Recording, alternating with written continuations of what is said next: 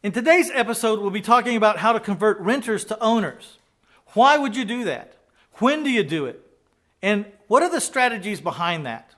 We'll be talking about all that and more right now.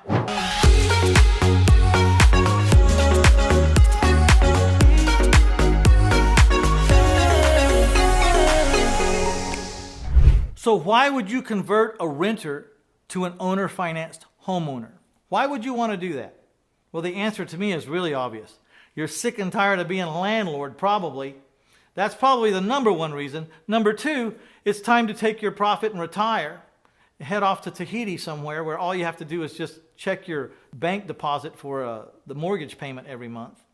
And maybe number three is you want to get in the fast track to cashing out altogether.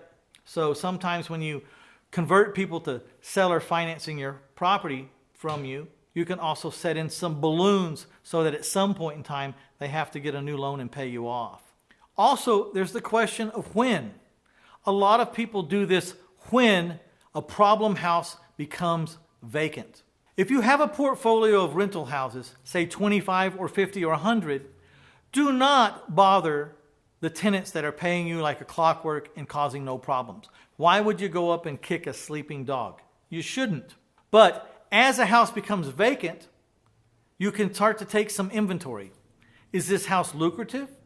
Is this house in an area where it's still appreciating quickly? Or is this house in a neighborhood that's going down? Is this house a pain in the butt? Does it have a lot of repair calls and maintenance issues? If the answer is yes to those kind of things, then maybe it's time to sell this house on payments. And if you sell this house on payments, that means you'll take a lump sum down payment and you'll carry the balance for 15, 20, 25, 30 years. It's up to you. The cool thing about seller financing your house is you'll no longer be responsible for all those liabilities that you used to be responsible for. Let's face it, when you were a landlord for that house, you were responsible for everything that happened from the front mailbox to the back fence. And believe me, something was happening all the time, right? I don't have to tell you if you're a landlord, you know. Something was breaking every minute of every day. I once had a rent house that broke so often that sometimes I would just go there for entertainment. I would pull up my car on the curb and sit there and watch it break. It was hilarious. Not really. I didn't enjoy it at all. And that's when I decided to seller finance that house. There are some other strategies too that include renting with selling with owner financing.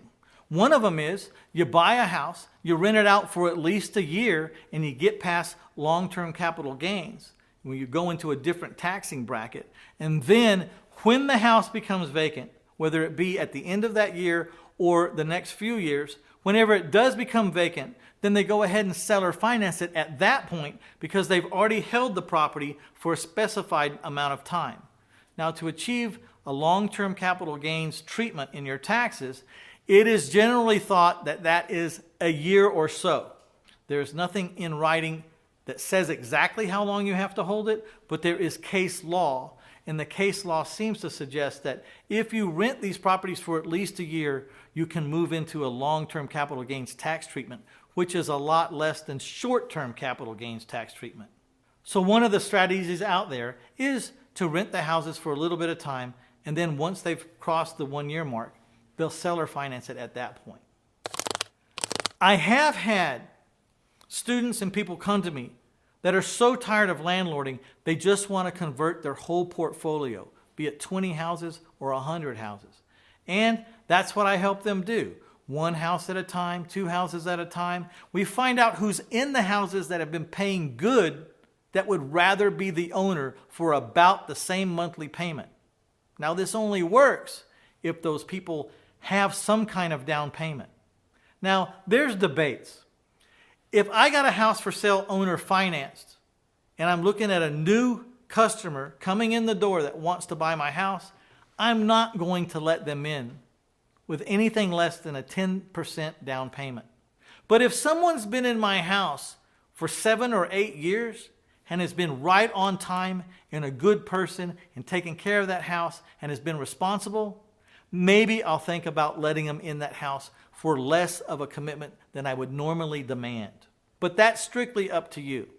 The biggest question really is do they even have any savings that they're willing to put down? And that's the first question you have to ask. So you can go through your rental portfolio, talk to your tenants, and start to find out, hey, I'm thinking about selling this house with owner financing. If I was to offer you this house with seller financing at payments pretty close to what you owe now, and when I say pretty close, I would probably bump their payment $50, $75, $100 at least.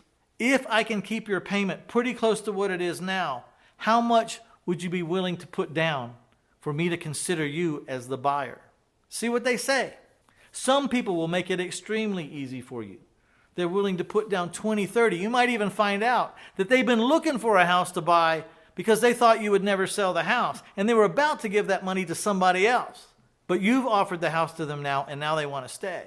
So you go through all your rent portfolio and at least find the people that are interested in owning your house. That separates this portfolio into two piles. People not interested and people interested. Then you go through this pile of the interested people to find out how many of these people have enough money to make you interested in the sale. And now you got another two piles. You whittle it down to this pile right here. So this is how you would continue on. And once you find the people that want to buy your houses, go with those first. And then as the rest of the houses become vacant naturally, instead of re-renting them, you put them up for sale with owner financing. Or put them up for sale for cash, for that matter, if you need cash. This concludes our segment on how to convert renters into homeowners. If you like that segment, please think about hitting that like button and that share button, and also subscribe. I would like to offer you a free copy of my book, plus a free webinar called Owner Finance 101. And that book is a hard copy. I'll send it to you in the mail. And the PowerPoint is deliverable digitally. So you'll get the digital download right away, and then in a few days, the book will arrive in the mail. So this is Mitch Stephen. I want to thank you for tuning in today, and I will see you at the next episode.